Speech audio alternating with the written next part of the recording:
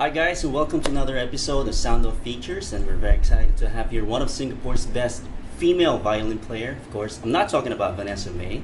I'm talking about, of course, Miss Eileen Chai. Hi. Thanks for gracing us today to be featured here today in the Sound of. Actually, it's an honor to be featured here. It's very interesting how I introduced you as a musician now, as a violin player, whereas a lifetime ago, it would have been Eileen Chai, the national athlete, the gymnast, the gold medalist. Tell us something about that chapter of your life. Yeah, sure. When I was 4 years old, I started in gymnastics. Yeah. I started in gymnastics because my mom was afraid for my safety because I'll be jumping on on the bed, break the springs on the bed.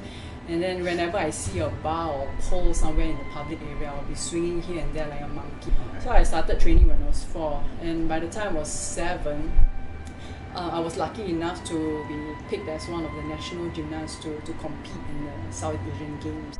How did you get into music from being an athlete to a violin player? So when I was very young, my 2 brothers, who is Christopher Chai, he's a civil servant, All right. and Daniel Chai, who is actually a guitarist, local guitarist, Okay. professional. Both of them would watch Solid Gold, weekly Solid Gold on the TV program every week. So being the impressionable me, I would just sit in front of the TV and watch Solid Gold with them as well. So I would see Journey, I would see Janet Jackson, singing their tunes and dancing around the stage. So that really got into me, and so that was the start of my journey with music. Then when I was in China training, my brother Daniel, as well as a few of my pen pals, they would actually consolidate all my favorite tunes into cassette tapes. Wow. So at that time it was all cassette tape, right? No MP3. So then they would actually mail it to me to slow me, and next time once they mail it, I'll get it and I'll put it in my Walkman and listen to drown my sorrows, or rather to actually keep me company during my lonely times. Then subsequently, when I was 16, after I quit sports, I was trying to find something to fill up my time. So one day I was passing by the Centre for the Arts in the National University of Singapore, and I heard violins, the sound of violins.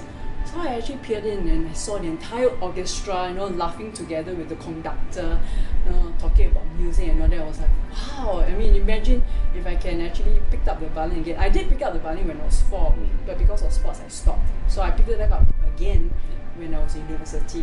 So that was more or less the start of my musical journey. Well, in terms of the challenges that local musicians face nowadays, what would you think is the biggest challenge, especially for independent musicians here in Singapore? I've always thought that challenges are something that we see as something that's negative, but so it's really about the mindset. We believe that there's always challenges.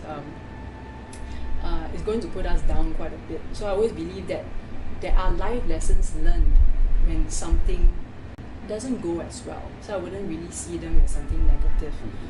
I wanted to bust because I wanted to change my mindset that if I want to engage the audience, I must be able to really communicate with them rather than thinking that they're actually there to look at me.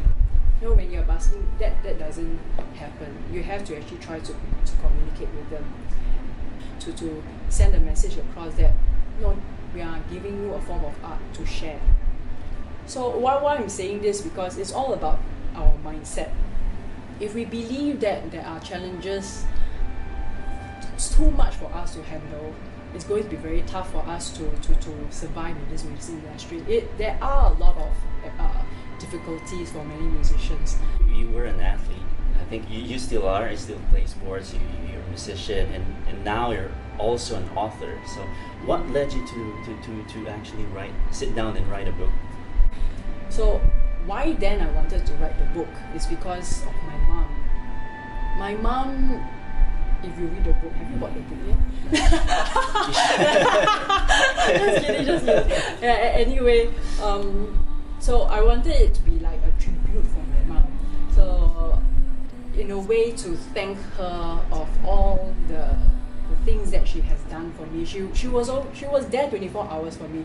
So I wanted people to know the things that she has done for me. And as I was writing the book, I also realized that there are a lot more people who have helped me through my journey in sports and music.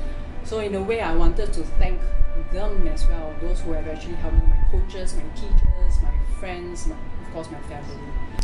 So I was thinking this book could be a platform for people to reflect on my life lessons learned, so that they will start reflecting on their life lessons learned. So with these in mind, the book and the music became a starting point for me to launch this platform of Teach a Life for Life, which is to encourage people to share their stories, pass forward their life lessons learned to better the life of others. Any message to your fans or potential fans, and also what can we expect from you 2 to 3 years from now? What's the next step for Eileen Chai? Next step, after this platform of Teach Your Life for Life, I also am producing a music video called Spread Your Wings. So this Spread Your Wings is also one of the songs in my EP. Alright. This MTV will be partly entertainment because it's a music video, and partly educational as well. We'd like to thank you for again for joining us in this video, and I believe we're gonna have a jam session in the next video. So so Okay. again, thank you, and hope to see you again, and hope to see more things from you.